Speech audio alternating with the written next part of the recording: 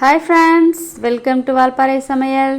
இன்றைக்கி நம்ம பார்க்க போகிற ரெசிபி என்னன்னு பார்த்தீங்கன்னா, பாசிப்பருப்பு பாயாசம் செய்வது எப்படி அப்படிங்கிறது தான் இந்த வீடியோவில் பார்க்க போகிறோம். ஃப்ரெண்ட்ஸ், வீடியோவை ஸ்கிப் பண்ணாதீங்க, ஃபுல்லாக பாருங்கள், உங்களுக்கு ரொம்ப பயனுள்ளதாகவே இருக்கும்.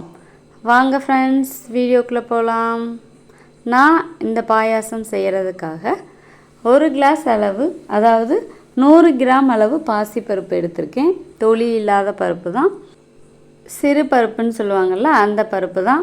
இதை ஒரு அடிக்கனமான பாத்திரத்தில் வச்சு வறுத்து எடுத்துடலாம்.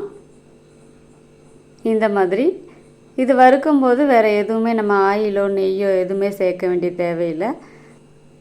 இந்த மாதிரி நல்லா சிவக்க வறுத்து எடுத்துக்கிட்டோம் அப்படின்னா இந்த பாயாசத்தோட டேஸ்ட்டு ரொம்பவே சூப்பராக இருக்கும். பாருங்கள், இந்த அளவுக்கு வறுத்தா போதும். இப்போ சிவக்க வறுத்து எடுத்தாச்சு. இதை நல்லா வாஷ் பண்ணி எடுத்துடலாம். ஒரு 2 டைம் நல்லா வாஷ் பண்ணி எடுத்துக்கணும். அப்போ தான் அதில் உள்ள டஸ்ட்டு எல்லாமே வெளியில் வந்துடும். இதில் ஒரு 300 கிராம் அளவு தண்ணி சேர்க்கிறேன். சிறிதளவு உப்பு சேர்த்து நல்லா வேக விட்டுறலாம். 10லேருந்து 15 நிமிஷம் ஆகும், நல்லா வெந்துடும். கொலைய வெந்ததுக்கு அப்புறமா இந்த பாயாசத்திற்கு தேவையான சேமியா எடுத்து வச்சுருக்கேன். வறுத்த சேமியா தான், ஒரு 100 கிராம் அளவு எடுத்து வச்சுருக்கேன். அதையும் இது கூட நம்ம அடுத்ததாக சேர்க்க போகிறோம். இந்த சேமியாவை ஒரு 3 சைஸ் அளவுக்கு நம்ம உடச்சி எடுத்து வச்சுக்கலாம். உங்களுக்கு கொஞ்சம் நீளமாக வேணும்னா 2 சைஸாக கூட உடச்சி போட்டுக்கலாம். இல்லை குட்டி குட்டியாக வேணும்னா இந்த மாதிரி ஒரு 3 சைஸில் உடச்சி எடுத்துடலாம். பாருங்கள், இதை நம்ம வெந்திருக்கிறதான இந்த பாசி பருப்போடு சேர்த்துடலாம். நல்லா வெந்துருச்சு பாருங்கள், பார்த்தாலே உங்களுக்கு தெரியும். இதுக்கப்புறமா இந்த சேமியாவை உள்ளே சேர்த்து நல்லா மிக்ஸ் பண்ணி விட்டுறலாம். இது வேகிறதுக்கு பார்த்திங்கன்னா ஒரு 5 நிமிஷம் போதுமானதாக இருக்கும். 5 நிமிஷத்தில் நல்லா இந்த சேமியா வந்துடும். ஹீட்டை மீடியம் ஃப்ளேம்லேயே வச்சுக்கோங்க, ஹை ஃப்ளேமில் வைக்காதீங்க. இப்போது சேமியாவும் நல்லா வந்துருச்சு.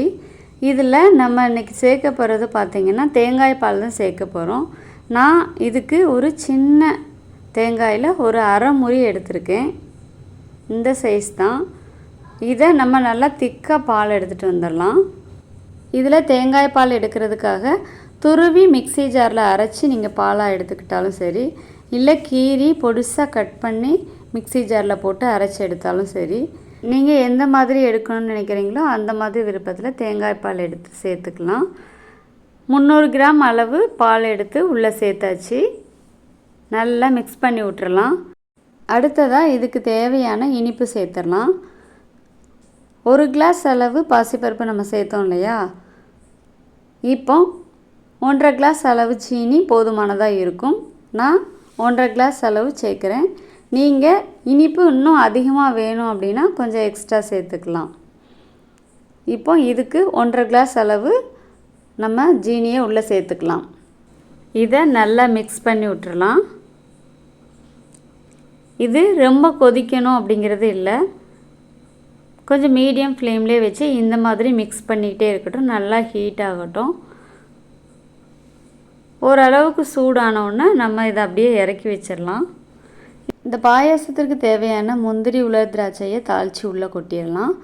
வேறொரு பாத்திரத்தை அடுப்பில் வச்சு ஹீட் ஆனதும் ஒரு 25 ml நெய் சேர்த்து, நெய் நல்லா காஞ்சதும் ஒரு கைப்பிடி அளவு உலர் திராட்சை, ஒரு கைப்பிடி அளவு முந்திரி சேர்த்து நல்லா சிவக்க வறுத்தெடுத்துடலாம்.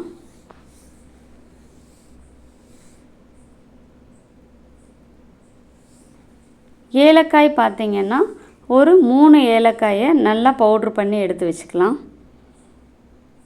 இது நல்லா நெய்யிலே பொரிஞ்சு வரட்டும். ரொம்ப கருக்கிற வேண்டாம். இந்த மாதிரி சிவக்க வறுத்து எடுத்துருவோம். இப்போ நல்லா வறுந்துருச்சு, போதும் இந்த அளவு. அடுப்பை ஆஃப் பண்ணிடலாம். இதை இந்த பாயாசத்தோடு சேர்த்து நல்லா மிக்ஸ் பண்ணி விட்டுடலாம். இது கூடவே நம்ம தட்டி வச்சுருக்கிறதான 3 ஏலக்காயையும் உள்ளே சேர்த்து எல்லாத்தையுமே நல்லா மிக்ஸ் பண்ணி விட்டுறலாம். அவ்வளோதான், நம்மளோட பாசிப்பருப்பு பாயாசம் ரெடி ஆயிடுச்சு. இதனோட டேஸ்ட் ரொம்பவே சூப்பராக இருக்கும். நீங்களும் உங்கள் வீட்டில் இதே மாதிரி இதே அளவுகளோட கண்டிப்பாக ஒரு நாள் ட்ரை பண்ணி பாருங்கள். ட்ரை பண்ணி பார்த்துட்டு கமெண்டில் சொல்லுங்கள்.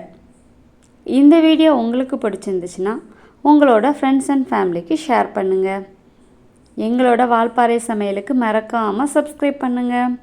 மீண்டும் அடுத்த வீடியோவில் சந்திக்கலாம். பாய்.